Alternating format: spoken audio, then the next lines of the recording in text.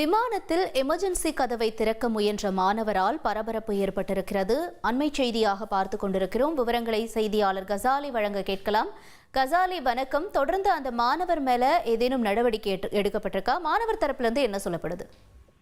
சென்னை மீனம்பாக்கம் காமராஜர் உள்நாட்டு விமானத்திலிருந்து கொல்கத்தாவுக்கு indigo airlines செல்கிறது. இதில் 144 பயணிகளுடன் விமானம் புறப்பட்டார்கள். அப்போது விமானியின் அறையில் இருக்கக்கூடிய அவசர கால கதவை திறந்தால் ஒழிக்கக்கூடிய எச்சரிக்கை அலாரம் ஒழித்தது. இதனால் அதிர்ச்சி அடைந்த விமானி மற்றும் விமான பணிகள் வந்து பார்க்கும்போது அந்த விமான அவசர கால கதவு அருகே ஒரு இளைஞர் அமைந்தார். அவரை விசாரித்த போது அவர் கொல்கத்தாவை சேர்ந்த வாலிபர் என்றும் சென்னை அடுத்த உள்ள தனியார் கல்லூரியில் 2ஆம் ஆண்டு பொறியியல் கல்லூரி படிக்கும் ஓம்கார் ஷாஹா என்ற 19 வயது இளைஞர் என்று தெரிவித்து இவர் விடுமுறையில் சொந்த ஊர் செல்வதற்காக வந்திருந்தார் என்றும் அவரை விசாரித்த போது அவர் தான் அவசர கால பட்டனை அழுத்தவில்லை என்றும் தவறுதலாக கைப்பட்டு விட்டது என்றிருந்தார்கள். இருந்தாலும் அவருடைய விளக்கத்தை ஏற்காமல் பாதுகாப்பு அதிகாரிகள் அவர் விமானத்தில் கீழே இறக்கி விமான நிலைய போலீசாரிடம் ஒப்படைத்தனர்.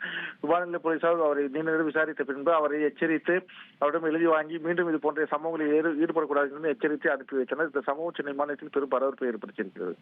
தகவல்களுக்கு நன்றி கசாலி.